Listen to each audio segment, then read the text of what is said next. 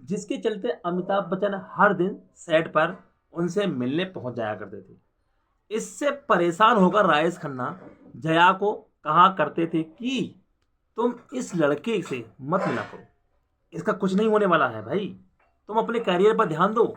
इसके जवाब में जया ने राजेश खन्ना को कहा था कि देखना, एक दिन ये लड़का तुमसे भी बड़ा सुपरस्टार बनेगा। इन सब बातों से अनजान अमिताभ बच्चन अपने हर काम को निष्ठा और लगन से करते थे, और जिसे देखते हुए उन्हें आनंद फिल्म में राजेश खन्ना के साथ काम करने का मौका मिला था। इस फिल्म के दौरान मिली पहचान को देखते हुए अमिताभ बच्चन ने कहा था कि उनकी पहचान सिर्फ इसलिए है क्योंकि उन्होंने राजेश खन्ना के साथ काम किया है।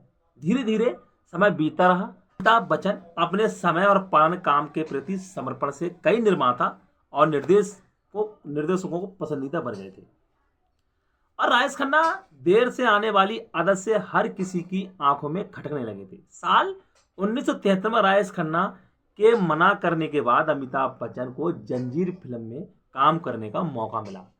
कैरियर को पूरी तरह से बदलकर रख दिया। एग्री यंग मैन के किरदार का हर संवाद लोगों को जुबान पर चढ़ गया था, और सिनेमा के हर गली और कूचे में अमिताभ बच्चन का नाम गूंजने लगा था। फिल्म के बाद हर किसी ने यह मान लिया कि हिंदी सिनेमा का अपना अगला सुपरस्टार मिल गया है। इसी दौरान एक बार फिर अमिताभ बच्चन और राजेश खन्ना को फिल्म नमक हराम के साथ काम करने का मौका मिला।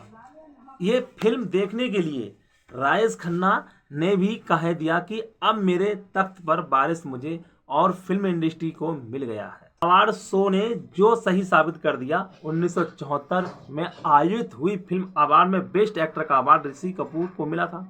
वह अवार्ड उन्हें खरीदा था, और उस अवार्ड पर अमिताभ बच्चन का ही हक था। फिल्म सिनेमा से बाहर आम लोगों के बीच में देखा जाने लगा था। यहाँ तक कि नाइयों की दुकान में राजेश खन्ना का कट के लिए 2 रुपए और अमिताभ बच्चन के कट के लिए 3.5 रुपए लिए जाने लगे थे। जंजीर के बाद शोले और दीवार जैसी फिल्मों ने हिंदी सिनेमा में रोमांटिक फिल्मों का दौर खत्म कर दिया था। ऊपर आका और नीचे काका के नारे लगने लगे। प्रोड्यूसरों की कतार अब धीरे धीरे राजेश खन्ना के दरवाजे से खत्म होने लगी थी। 1982 में मौका भी आया जब राजेश खन्ना ने अपनी आंखों से अपने स्टैंडअप को खुद अलग होते हुए देखा था। दरअसल 1982 में आई फिल्म शक्ति की मुहूर्त पर राजेश खन्ना को बुलाया गया था। राजेश खन्ना के आते ही आसपास खड़े लोगों का हुजूम राजेश खन्ना के इर्द गिर्द जुट गया था। लेकिन थोड़ी देर बाद जब अमिताभ बच्चन सेट पर आए तो राजेश खन्ना के पास खड़ा हर व्यक्ति जो कि तो बिना ऑटोग्राफ के लिए अमिताभ बच्चन के पास चला गया। इसकी घटना के बाद राजेश खन्ना अपने घर की बजाय अपने ऑफिस गए, और कहा जाता है कि रात भर उन्होंने रोते हुए गुजारी थी। इसी दौरान राजेश खन्ना अपनी निजी जिंदगी में कुछ ऐसे ही अनुभवों से गुजरे रहे थे। डिम्पल कमाड़िया ने राजेश खन्ना को छोड़ दिया था, राजनीति में गए, लेकिन वह सफर भी अच्छा साबित नहीं हुआ था। इसके बाद अमिताभ बच्चन भी 90 के दशक में आखिरी सालों में अपने कैरियर की ढलान पर आते हुए देख एवीसीआई कंपनी के बंद होने और फिल्म में न मिलने की वजह से अमिताभ बच्चन भी निराश हो गए थे। लेकिन उन्होंने अपने अहंकार और स्टैंड के पीछे छोड़कर फिर से काम मांगने का फैसला कर लिया था। यश चोपड़ा के पास गए, जिन्होंने उन्हें मोहब्बतें फिल्म में काम करने का मौका दिया।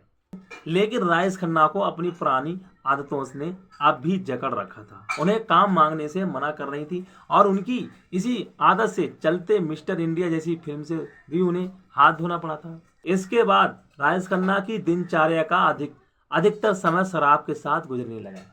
साल 2005 के दौरान राजेश खन्ना उस समय पूरी तरह टूट गए थे जब उनके घर पर आशीर्वाद को इनकम टैक्स डिपार्टमेंट ने सील कर दिया था।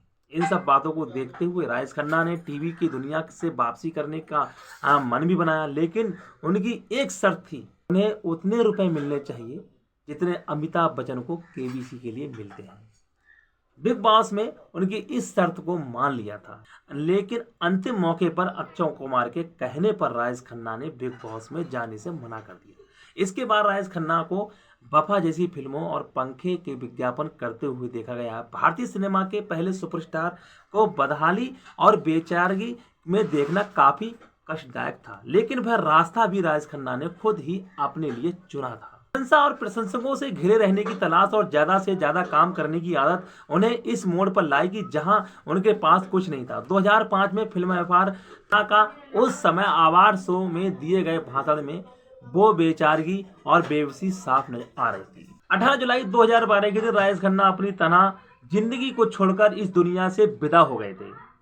एक अभिनेता जो तमाम उम्र सुपरस्टार रहा, लेकिन इस बीच उन्होंने अर्श से फर्श तक का दर्दनाक सफर भी तय किया था।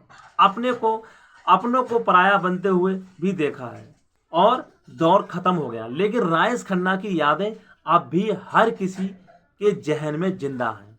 जब तक यादें जिंदा रहती हैं और कलाकार भी जीवित होता है। दोस्तों, मेरी वीडियो आपको कैसी लगी? मेरी वीडियो को लाइक करें, कमेंट करें, शेयर करें, मेरे चैनल को सब्सक्राइब और फॉलो करना बिल्कुल नहीं भूलें। दोस्तों, फिर मैं मिलता हूँ आपको अगली वीडियो में। तो दोस्तों, नमस्कार।